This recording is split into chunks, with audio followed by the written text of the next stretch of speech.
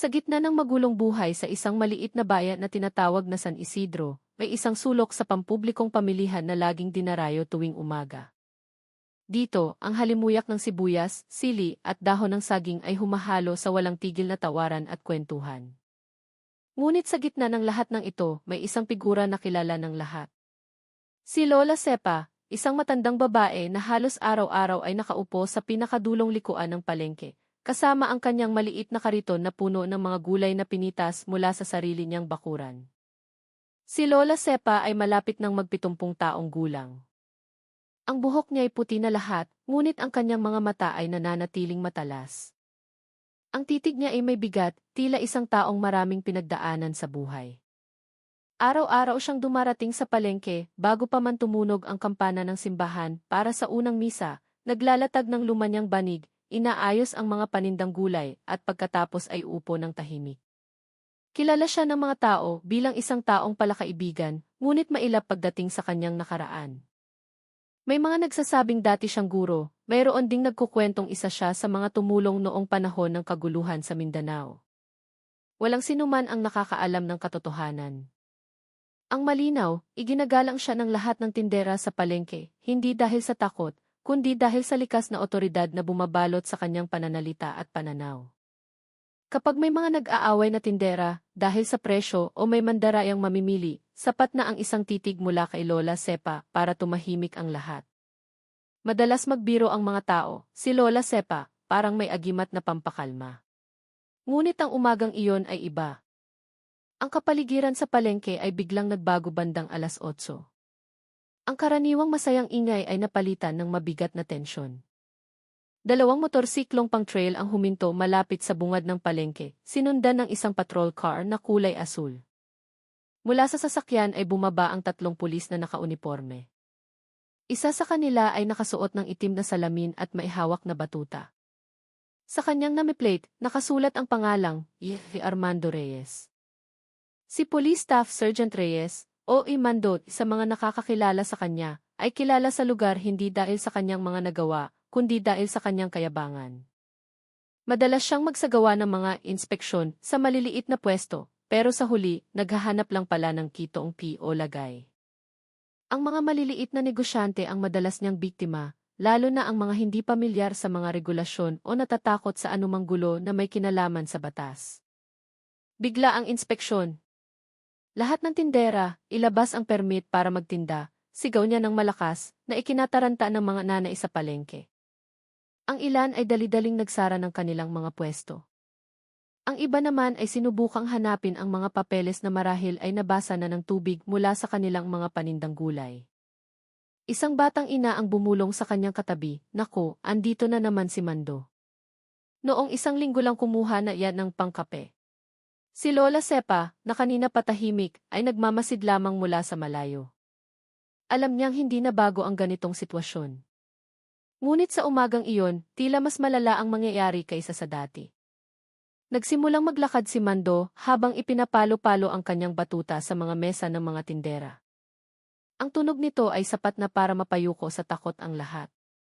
Isa-isa niyang pinuntahan ang mga pwesto. At sa bawat paghinto niya, mayroong napipilitang mag-abot ng ilang pirasong papel na pera. Kung ayaw niyong makumpiska ang paninda niyo, magbigay na lang kayo ng pangsiguridad. Para ligtas ang pwesto niyo, sabi niya sa tonong magaan ngunit may pagbabanta. Nang makarating siya sa dulo ng palengke, doon niya natagpuan ang pwesto ni Lola Sepa. Ang kanyang maliit na kariton ay simple ngunit malinis at maayos. Nakasalansan sa mga basket na yari sa kawayan ang kanyang mga gulay, kangkong, talong, siling labuyo at ilang tali ng sitaw. Huminto si Mando sa harap niya, tinitigan siya ng may panghahamak. "Hoy, Lola. Gaano ka nakatagal nagtitinda rito? May permit ka ba?" Malamig na tanong niya. Kalmadong tumingin si Lola Sepa. Ang boses niya ay mahinahon ngunit malinaw. "Nagtitinda na ako rito simula pa noong itinayo ang palengking ito, anak. Noong araw, ang mga pulis pa ang namimili rito, hindi nagpapalayas." Ang sinabing iyon ay nagdulot ng pigil na tawa mula sa ilang tindera, ngunit agad din nilang sinupil ito. Naramdaman ni Mando na tila minamaliit siya. Lumapit siya at tinapik ang mesa ni Sepa. Huwag kang maraming satsat, matanda. Ngayon, lahat ng tindera kailangan may permit. Kung wala, aayusin namin kayo. Hindi kumibo si Lola Sepa.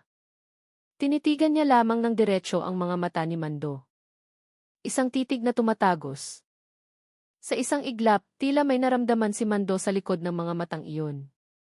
Para siyang nakakita ng isang taong dating namuno, dating naguutos. Ngunit mas malaki ang kanyang ego. Ayokong makita yung pwesto mo bukas.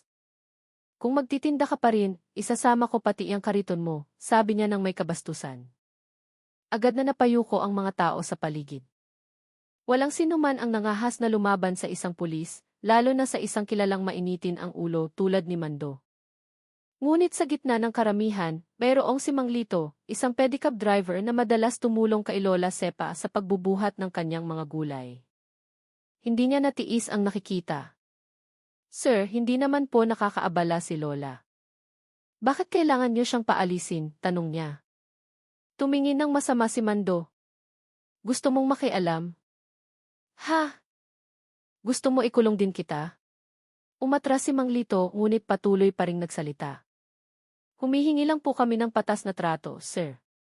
Huwag naman pong lahat ay pera ang basehan. Walang pag-aalinlangan, itinulak ni Mando ang balikat ni Mang Lito.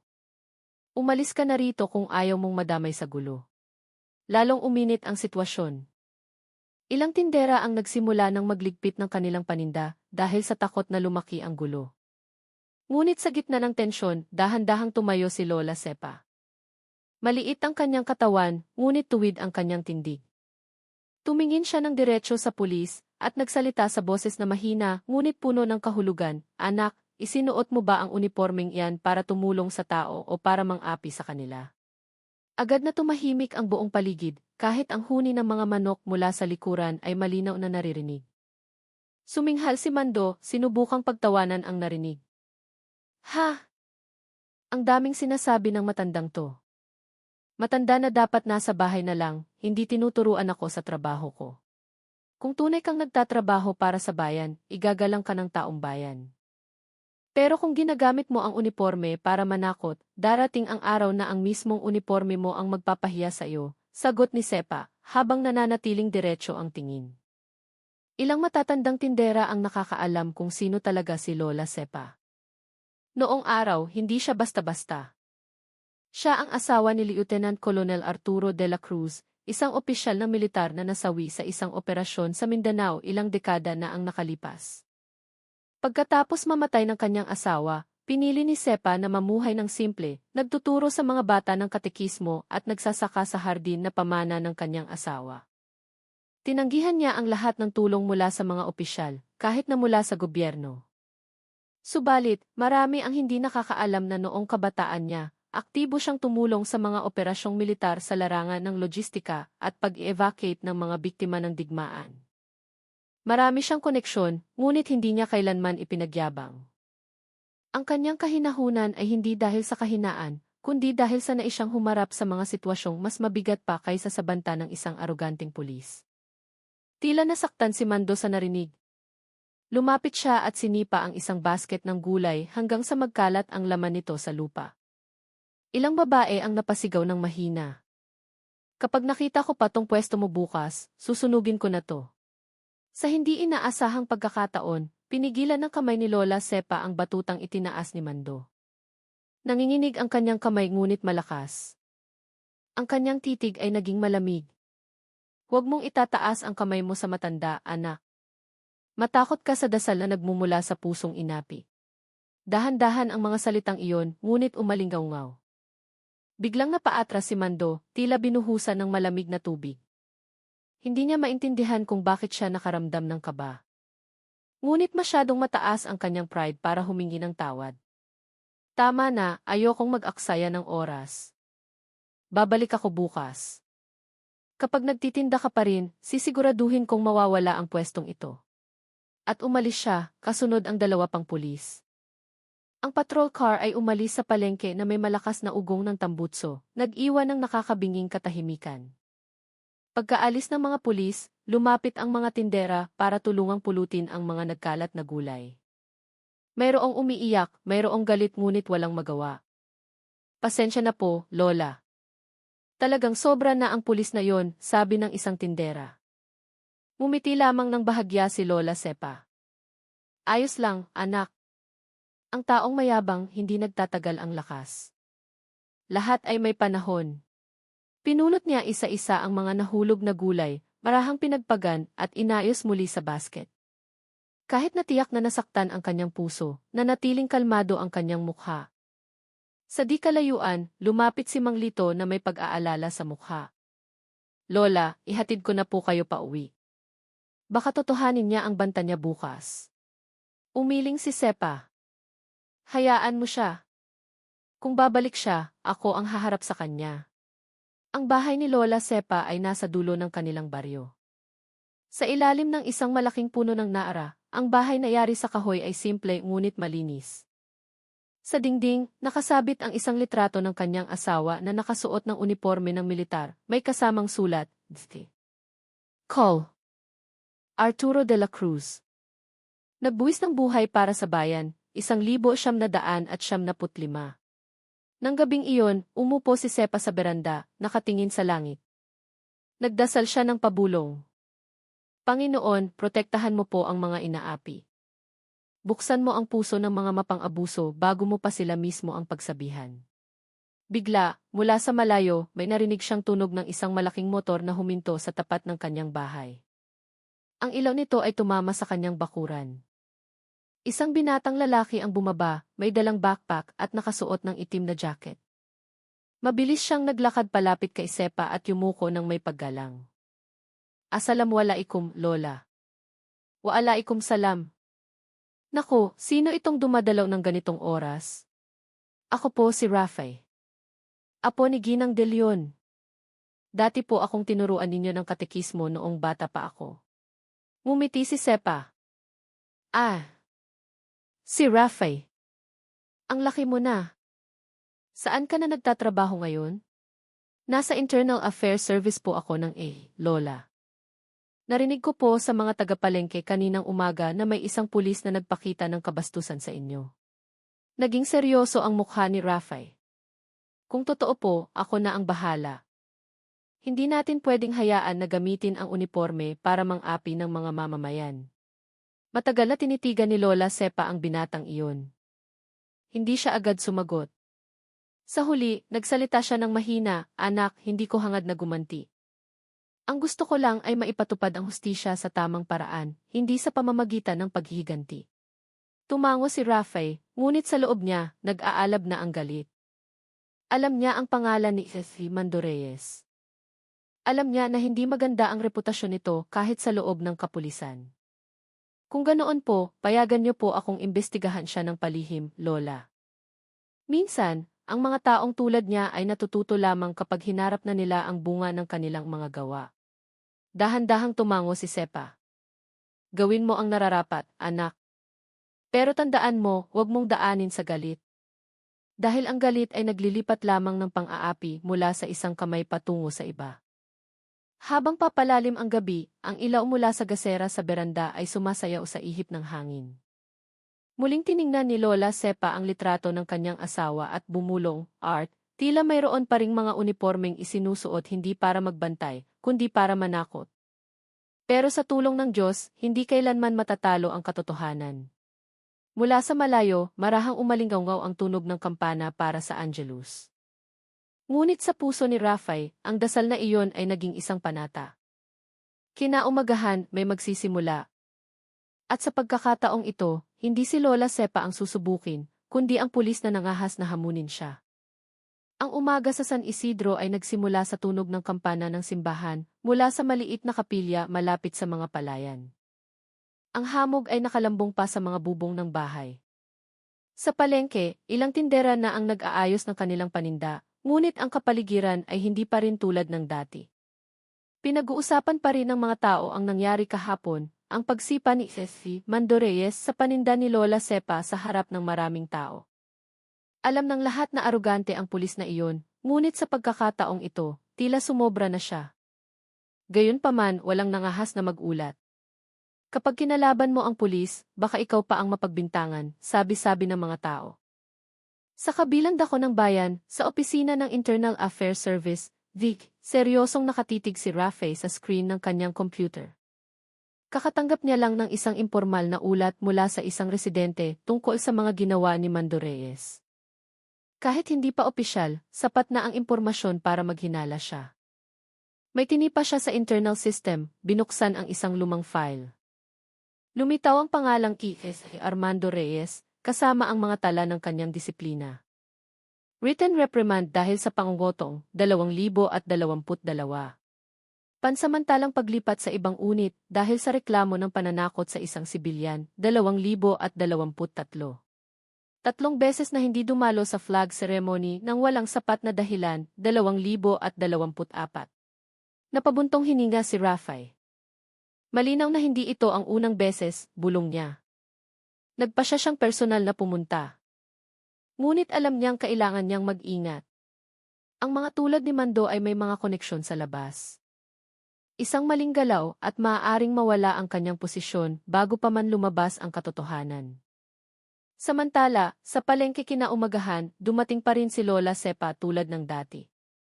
Kahit na sinira ang kanyang pwesto, hindi siya nagpatinag. Kung susuko ako, ibig sabihin, hinayaan ko silang manalo, mahinang sabi niya kay Mang Lito na sumama sa kanya. Humanga ang mga tao sa kanyang katatagan, ngunit sa gitna ng paggalang na iyon, mayroon ding pag-aalala. Paano kung bumalik ulit ang pulis na iyon, Lola? Tanong ng isang nagtitinda ng manok. Kung babalik siya, sasalubungin ko siya ng dasal. Ang taong nang aapi ay hindi mananatiling payapa magpakailanman, kalmadong sagot ni Sepa. Ngunit ang hindi alam ni Lola, sa umagang iyon, plano na talaga ni Mando na bumalik sa palengke. Dumating siya hindi lang para mag-inspeksyon, kundi para makabawi sa napahiyan niyang ego. Para sa kanya, mas mahalaga ang pride kaysa sa matinong pag-iisip. Bandang 9:00, muling narinig ang ugong ng motorsiklong trail. Agad na natigil sa pagtatrabaho ang mga tao. Ang ilan ay dali-daling umiwas. Dumating si Mando kasama ang dalawa niyang tauhan. Sa pagkakataong ito, mas matigas ang itsura ng kanyang mukha. Dumiretso siya sa pwesto ni Sepa. May lakas pa rin ang loob kang magtinda, ha, matanda, sabi niya sa mataas na tono. Wala akong ginagawang masama, anak. Nagbebenta lang ako ng mga tanim ko. Hindi ako nakakaabala sa kahit sino, mahinahong sagot ni Sepa. Tumingin si Mando nang may panghahamak at inilabas ang kanyang cellphone. Pipikturan kita. Para may ebidensya kapag kinumpis ka na namin ang pwesto mo bukas. Noong kukuhanan na niya ng litrato, biglang may nagsalita mula sa likuran. Sandali lang, Sergeant Reyes. Napalingon ang lahat. Mula sa malayo, isang binatang lalaki na nakasibilyan ang papalapit ng may mahinahong mga hakbang. Si Rafi iyon. Ipinakita niya ang kanyang vihi. Galing ako sa VIG, nagsasagawa ng internal investigation. Narinig ko na may ulat tungkol sa paglabag sa prosedura dito. Agad na nagbago ang tensyon sa palengke. Namutla si Mando ngunit sinubukang ngumiti. Ah, Rafi pala. Hehe, relax ka lang. Maliit na pag-aayos lang to. Nagtitinda kasi itong si Lola ng walang permit. Ang pag-aayos ay hindi nangangahulugang pagsipa sa paninda ng mga tao, lalo na ang pagbabanta.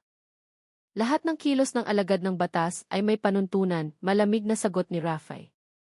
Ilang residente ang nagbulungan. Naku, totoo nga. May dumating para imbestigahan siya. Lumapit si Mando at ibinaba ang kanyang boses. Huwag kang makialam, Rafi. Teritoryo ko to. Alam ko ang mga patakaran dito. Tinitigan siya ni Rafi ng masama. Patakaran? Kung patakaran ang pag-uusapan, buksan natin. Section 5 ng Ethical Doctrine. Obligasyon ng pulis na igalang ang dignidad ng bawat mamamayan. Nilabag mo yan kahapon. Suminghaw si Mando. Huwag kang magmalinis. Alam kong kayong mga tagayas, naghahanap lang ng atensyon. Hindi nagpatinag si Rafi. Tumingin siya sa mga tao at kay Lola Sepa. May mga saksi ba na nakakita sa nangyari kahapon? Nagkatinginan ang ilang tindera. Noong una ay nag-aalangan, ngunit isa-isa silang nagsimulang magsalita.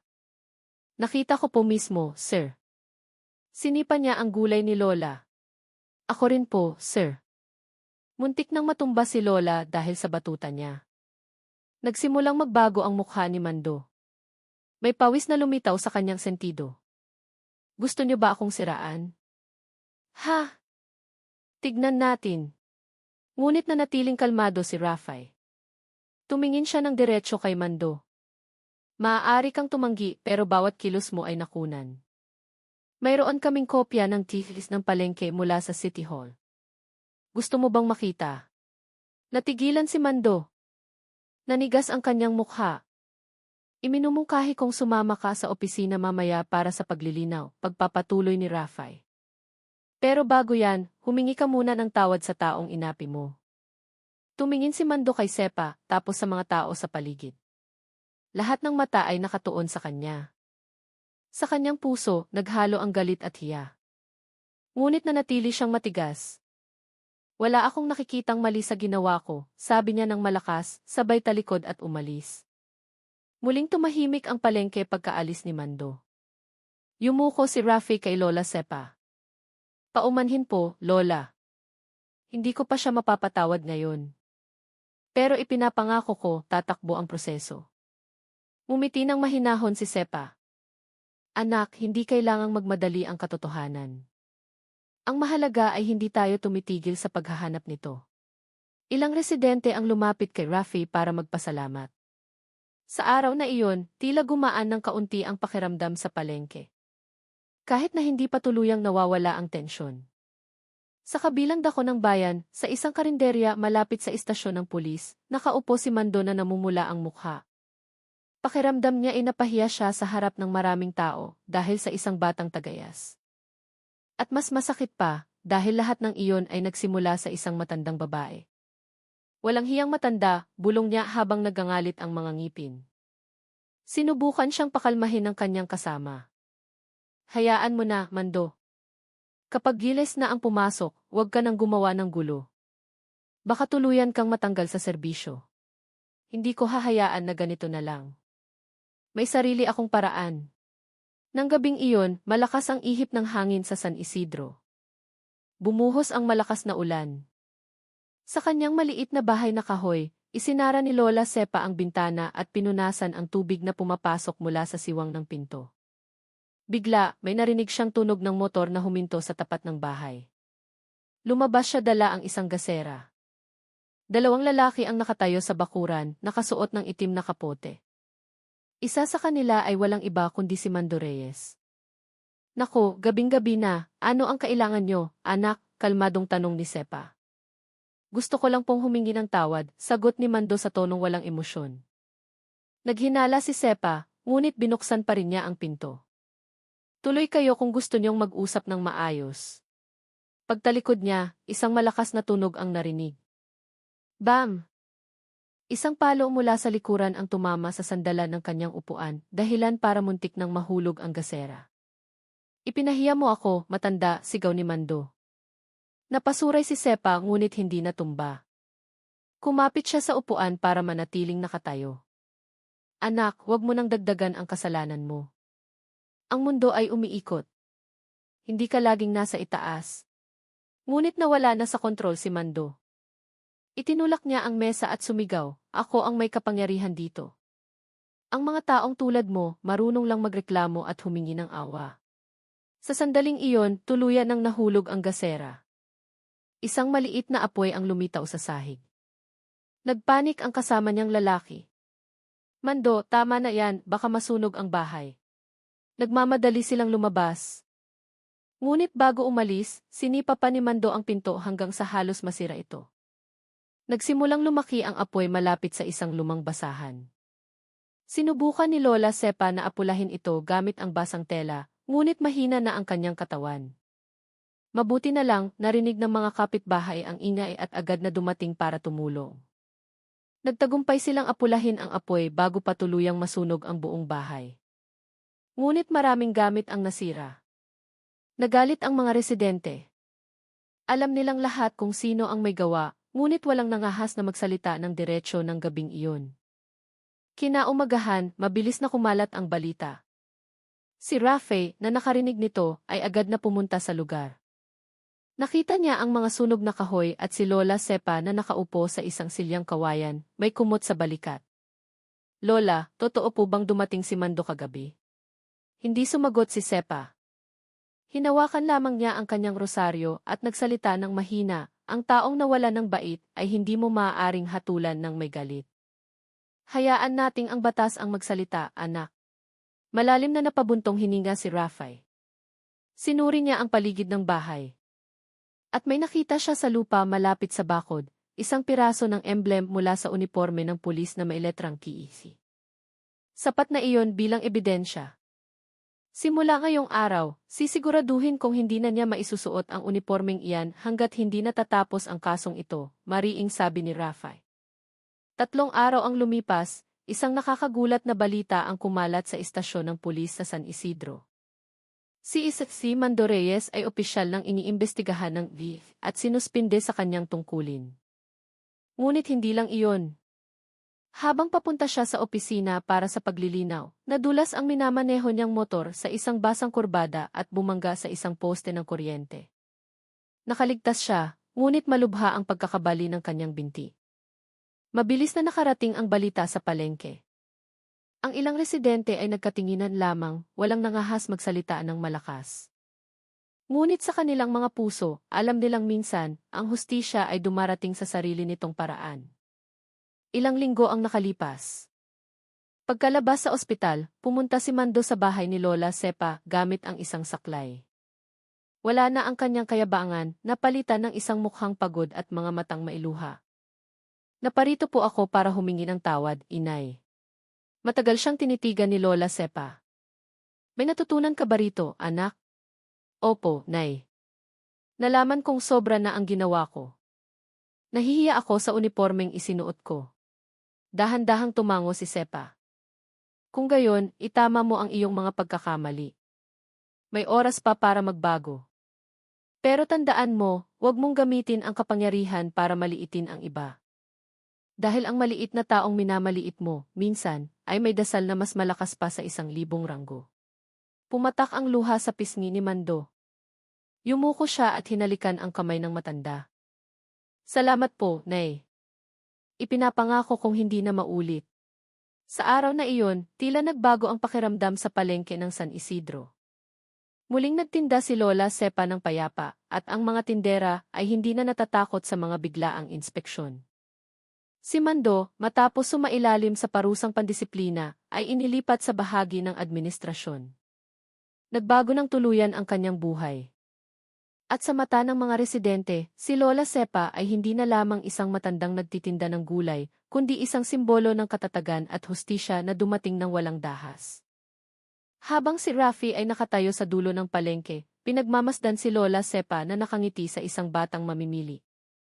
Sa kanyang puso, alam niyang minsan, ang hustisya ay hindi dumarating sa pamamagitan ng armas o mahigpit na batas, kundi sa pamamagitan ng dasal mula sa isang pusong matiisin. Isang buwan na ang lumipas mula nang mangyari iyon, at ang palengke ng San Isidro ay mas payapa na ngayon. Wala nang mga nakakatakot na inspeksyon. Wala nang banta mula sa mga alagad ng batas. Muling nagtatawanan ang mga tindera. Ang mga bata ay nagtatakbuhan sa pagitan ng mga pwesto, dala-dala ang mga baryang bigay ng kanilang mga ina. Sa dulo ng palengke, gaya ng dati, nakaupo si Lola Sepa sa kanyang maliit na silyang kawayan, inaayos isa-isa ang kanyang mga gulay habang nakangiti. Kahit na mas humina na ang kanyang katawan, nananatiling matalas ang kanyang mga mata. At sa bawat pagdaan ng mga residente, binabati siya ng may buong paggalang. Magandang umaga po, Lola. Kamusta po kayo? Mabuti naman, anak. Maliit na kita, pero sapat para sa pagkain. Ngunit sa likod ng ngiting iyon, maraming bagay ang itinatago ni Lola Sepa. Dahil ang katotohanan, tulad ng dati, ay hindi kailanman simple. Isang hapon, habang papalubog na ang araw sa likod ng mga bubong, dumating si Rafe sa bahay ni Sepa dala ang isang kulay kape na sobre. Magandang hapon po, Lola. Magandang hapon, Rafe. Anong balita? Umupo si Rafe sa silyang kawayan sa beranda at iniabot ang sobre. Ito po ay sulat mula sa Camp Crame, Lola. May isang taong nagpadala ng opisyal na ulat tungkol sa nangyari sa palengke noon. Pero ang nakapagtataka, ang sulat ay nakapangalan kay Sepa, asawa ni Arturo de la Cruz. Dahan-dahang itinaas ni Sepa ang kanyang mukha, tila ang pangalang iyon ay nagbalik ng malalayong alaala. Arturo, bulong niya. Pangalan iyon ng asawa ko. Tumango si Raffay. Sinuri ko po sa mga lumang talaan. Si Lieutenant Colonel Arturo de la Cruz pala ay isa sa mga nasawi sa operasyon sa Mindanao noong 1995. Idineklara siyang isang lokal na bayani. Pero ang nakapagtataka, hindi kailanman naitala ang pangalan ninyo bilang pamilyang tumanggap ng anumang tulong o parangal. Mapait na umiti si Sepa. Ako ang tumanggi, anak. Noong panahong iyon, mas maraming pamilya ng sundalo ang nangangailangan kaysa sa akin. Ang gusto ko lang ay mamuhay ng tahimik. Pero bakit po galing sa pangalang iyon ang ulat sa Camp Crame? Mausisang tanong ni Raffay. Tumingin si Sepa sa malayo. Marahil, panahon na para bumalik ang nakaraan. Binuksan ni Raffay ang sobre. Sa loob nito ay may dalawang bagay, isang opisyal na sulat mula sa SE headquarters at isang lumang litrato. Ang litrato ay itim at puti, nagpapakita ng isang batang babae na nakasuot ng unipormeng pang-operasyon, hindi uniporme ng sundalo, kundi kasuotan para sa logistika at mga nurse. Sa tabi niya ay nakatayo ang isang batang Lieutenant Colonel Arturo na may matatag na ngiti. Halos hindi makapaniwala si Raffay. Lola, kayo po ito noong kabataan ninyo? Nahihiyang umiti si Sepa. Noong operasyon iyon sa isang liblib na lugar. Tumutulong ako sa pagdadala ng gamot at pagkain para sa mga sundalo. Minsan, sumasama rin ako sa pag-rescue ng mga batang nadadamay sa putukan. Kaya pala, kayo po pala ay bahagi ng military field team noon? Hindi opisyal, anak, voluntaryo lang. Pero noong mga panahong iyon, bihira ang babaeng pumupunta sa mga lugar ng gulo. Kaya marami ang hindi nakakaalam kung sino talaga ako. Natigilan si Raffay, humanga at naantig. Noon niya lang napagtanto na sa likod ng simpleng anyo ng matanda ay may nakatagong malaking kwento ng sakripisyo at katapangan. Ilang araw ang lumipas, hindi sinasadyang kumalat ang litratong iyon sa social media matapos ipadala ni Raffay sa archive section para sa beripikasyon. Nagulat ang mga tagapalengke. Diyos ko, si Lola Sepa pala, dating sundalo. Hindi sundalo, pero tumulong sa operasyon. Asawa raw ng isang bayani. Mula noon, maraming tao ang pumupunta sa pwesto ni Lola Sepa, hindi lang para bumili ng gulay, kundi para bumati o humingi ng basbas. Ang mga bata sa eskwelahan ay nagdadala ng maliliit na bulaklak, ang mga ina ay yumuyuko ng may paggalang. Ngunit hindi nagbago si Sepa. Nakaupo pa rin siya sa dati niyang silya, dala pa rin ang dati niyang basket na kawayan. Isa lang akong matanda, anak. Kung nalaman man ng lahat, hayaan nating malaman nila para matutong magpasalamat. Dahil ang kalayaan at kapayapaan ay hindi mura, mahinang sabi niya. Isang umaga, habang nagbubukas pa lang ng pwesto si Sepa, isang lalaki na nakasibilyan ang lumapit. Payat ang kanyang mukha, maayos ang gupit ng buhok, at may maliit na peklat sa baba. Nang tumingin siya, nakilala siya ni Sepa. Tinitigan siya ni Sepa ng matagal. Gusto mong tumulong ng bukal sa puso o dahil sa konsensya? Natigilan si Mando. Gusto ko pong tumulong dahil nahihiya ako, Nay. Gusto kong maging mas mabuting tao. Kung gayon, sabi ni Sepa habang nakangiti, magsimula ka sa simpleng paraan. Bantayan mo ang maliliit para hindi na sila apihin ng malalakas. Mula sa araw na iyon, tuluyan ang nagbago si Mando. Araw-araw siyang pumupunta sa palengke, tinutulungan ang mga tindera na mag-ayos ng paninda, at pinapanatili ang kaayusan nang hindi kumukuha ni isang sentimo. Muli siyang iginalang ng mga tao. Ngunit sa pagkakataong ito, hindi dahil sa takot, kundi dahil tinutubos niya talaga ang kanyang mga pagkakamali. Ilang linggo ang lumipas, muling dumating si Raffay dala ang isang mahalagang balita. Lola, nakatanggap po ako ng tawag mula sa Maynila. Gusto nilang magbigay ng isang espesyal na parangal sa pamilya ni Lieutenant Colonel Arturo de la Cruz. Ang pangalan ninyo ay isasama rin sa National Archives bilang isang war volunteer. Bahagyang umiti si Sepa. Matagal ko nang hindi narinig ang pangalang iyan na binabanggit ng opisyal. Ipinagpatuloy ni Rafe, gaganapin po ang seremonya sa susunod na linggo sa munisipyo. Sana po ay makadalo kayo. Hindi lang ito tungkol sa parangal, kundi tungkol sa kasaysayan. Malalim na napabuntong hininga si Sepa. Hindi ako mahalagang tao, anak. Ginawa ko lang ang nararapat gawin ng asawa ng isang mandirigma. Pero kung ito ay makakapagpaalala sa kasalukuyang henerasyon na ang pakikibaka ay hindi laging sa pamamagitan ng armas, darating ako. Dumating ang araw ng seremonya. Puno ang munisipyo ng mga residente, opisyal at lokal na media. Nakatayo si Rafe sa gilid ng entablado.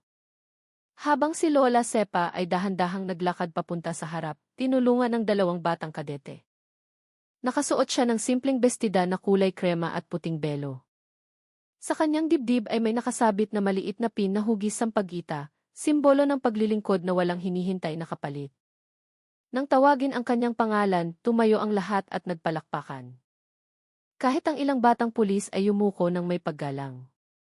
Isang opisyal mula sa Regional Command ang nag-abot ng plaque na may nakasulat, espesyal na parangal para kay Josefa de la Cruz, voluntaryo sa digmaan at lingkod bayan ng San Isidro.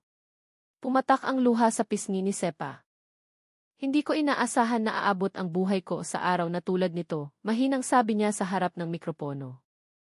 Ang gusto ko lang ay maalala ng lahat ng alagad ng batas, sino man sila, pulis, sundalo o opisyal, na ang kapangyarihan ay hindi para mang-api, kundi para magprotekta.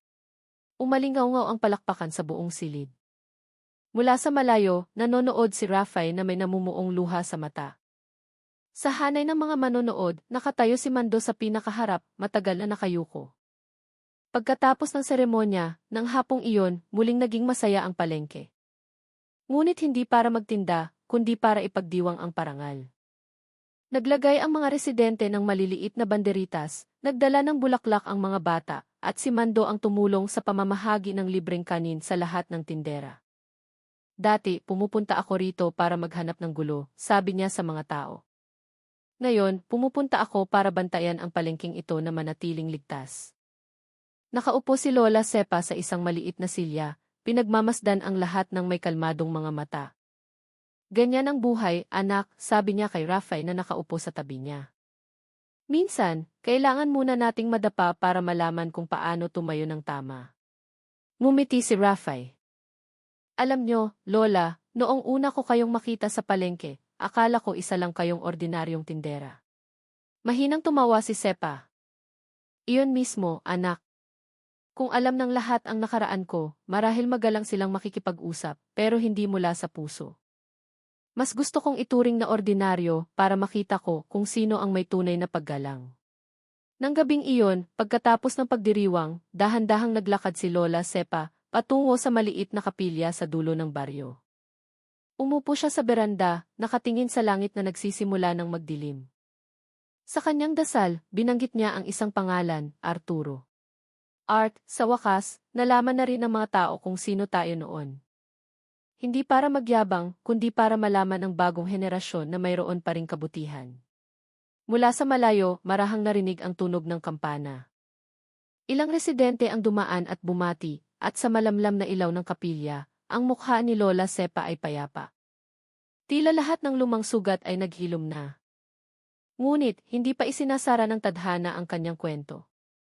Dahil pagkatapos ng seremonyang iyon, may isang taong lumitaw mula sa nakaraan na matagal nang inakalang wala na, dala ang isang balitang muling magpapabago sa kanyang buhay. Ang buhay sa San Isidro ay bumalik sa kapayapaan. Si Mando ay kilala na ngayon bilang isang mabuting pulis na laging handang tumulong.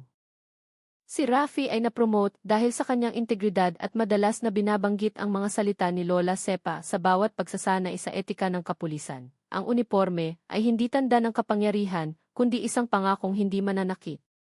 Ngunit sa kanyang simpleng bahay na kahoy, nakatanggap si Sepa ng isa pang sulat. Ang sulat sa sobre ay medyo nanginginig, ngunit malinaw na nababasa, para kay Sepa, mula sa isang matalik na kaibigan ng iyong asawa. Binuksan niya ito ng dahan-dahan, nanginginig ang mga mata habang binabasa ang nilalaman. At pagkatapos basahin ang unang ilang linya, nanginig ang kanyang mga kamay. Isinara niya ang sulat na mailuhang dumadaloy. Diyos ko! Kaya pala, buhay pa pala siya. Simula pa kaninang madaling araw ay umuulan na, marahang tumutulo sa bubong ng bahay na kahoy ni Lola Sepa. Ang malamig na hangin ay nagdala ng amoy ng basang lupa at dahon ng saging. Sa mesa, isang tasa ng tsaa ang lumamig na. Ngunit hindi pa ito nagagalaw ni Sepa. Ang kanyang mga mata ay nakatitig sa isang sulat na dumating kagabi. Ang sulat kamay sa sobre ay nanginginig ngunit malinaw, para kay Josefa de la Cruz, mula sa matalik niyang kaibigan, si Gregorio. Ang pangalang iyon ay yumanig sa kanyang puso. Gregorio, isang pangalan na inakala niyang nawala na kasama ng digmaan. Si Gregorio ang kasama ng kanyang asawa, ang sundalong huling nakitang kasama ni Lieutenant Colonel Arturo sa isang operasyon sa Mindanao, kung saan idineklara siyang nasawi. Nanginginig ang mga kamay ni Sepa habang binubuksan ang sulat. Nakasulat ito sa kumupas na asul na tinta. Assalamualaikum, Sepa. Patawarin mo ako kung ngayon lang ako sumulat pagkatapos ng ilang dekada. Nawala ako dahil sa mga sugat at sa bigat ng konsensya. Hindi nasawi si Arturo sa paraang nakasaad sa opisyal na ulat. Iniligtas niya ako nang salakayin ang aming tropa. Malubha akong nasugatan. Hindi na ako nakabalik. Nang magkamalay ako sa isang kampo ng mga refugee, dala ko ang huling mensahe niya. Kung hindi ako makakauwi, pakisabi kay Sepa, huwag siyang iiyak. Ipagpatuloy mo ang kabutihan saan ka man mapadpad. Ngayon ko lang nagawang hanapin ka. Gusto kong iabot ang isang bagay na ipinagkatiwala sa akin ni Arturo bago siya mawala. Isang maliit na kahon na gawa sa Nara. Darating ako sa San Isidro, sa tulong ng Diyos, sa darating na Biyernes. Dahan-dahang isinara ni Sepa ang sulat. Sunod-sunod na pumatak ang kanyang mga luha sa mesa. Matapos ang mahabang panahon ng pagtitiis sa pangulila, ngayon ay nagbabalik ang nakaraan hindi sa panaginip, kundi sa katotohanan. Ilang araw ang lumipas, mabilis na kumalat ang balita tungkol sa pagdating ng matalik na kaibigan ng kanyang asawa. Pinag-usapan ito sa palengke. Darating daw ang kaibigan ng asawa ni Lola Sepa, no? May dala raw mula pa noong panahon ng gyera. Subhanallah. Kung totoo, hindi pa pala tapos ang kwento. Si Rafe, na nakarinig ng balita, ay agad na pumunta sa bahay ni Sepa. Lola, narinig ko po na may sulat mula sa kaibigan ng yumaong si Lolo Arturo. Anak. Gregorio ang pangalan niya. May dala raw siyang bilin mula sa asawa ko. Ngumiti si Rafael. Kung hindi po kayo magagalit, gusto po sana naming samahan kayo ni Mando pagdating niya. Baka po kailangan niyo ng tulong. Tumango si Sepa. Sige, anak. Matanda na rin ako. Baka kailanganin ko nga ng tulong. Dumating ang Biyernes. Kinaumagahan, maliwanag ang langit sa San Isidro matapos ang ilang araw na pag-ulan. Ang mga ibon ay lumilipad at ang hangin ay nagdadala ng amoy mula sa mga palayan. Ang mga tagapalengke ay sinadyang magsara ng maaga. Alam nilang hindi ito isang ordinaryong araw. Bandang 10:00, isang lumang kotse ang huminto sa tapat ng bahay ni Lola Sepa. Mula sa loob, lumabas ang isang matandang lalaki na may tungkod na kahoy at mukhang puno ng mga guhit ng panahon. Ang kanyang mga mata ay malungkot ngunit may otoridad. Assalamualaikum, Sepa. Dahan-dahang lumabas ng bahay si Lola Sepa. Nang magtama ang kanilang mga mata, tila huminto ang oras. Gregorio. Sepa. Nanginginig ang kanilang mga boses. Agad na dumaloy ang luha ng hindi mapigilan. Si Rafi at Mando na nakatayo sa likuran ay yumuko para bigyan sila ng espasyo. Binuksan ni Gregorio ang isang bag na tela. Sa loob nito ay may isang maliit na kahon na yari sa Nara, luma ngunit matibay pa rin. Sa ibabaw nito ay nakaukit ang pangalang kay Arturo Sepa, 1985. Ipinagkatiwala sa akin ito ni Arturo. Sabi niya, kung hindi siya makakauwi, ibigay ko ito sa kanyang asawa. Itinago ko ito sa loob ng maraming taon. Minsan, gusto ko nang itapon dahil sa konsensya. Pero ang pangako ng isang sundalo ay hindi dapat sirain. Nanginginig ang mga kamay ni Sepa habang tinatanggap ang kahon. Ang amoy ng kahoy ay nagbalik ng mga lumang alaala. Nang buksan niya ito, may tatlong bagay sa loob. Una, isang maliit na sulat. Sulat kamay ni Arturo. Ikalawa, isang kwintas na may palawit na hugis bala. Ikatlo, isang lumang litrato na nagpapakita kina Arturo at Sepa na nakatayo sa harap ng isang tolda, nakangiti sa ilalim ng mainit na araw.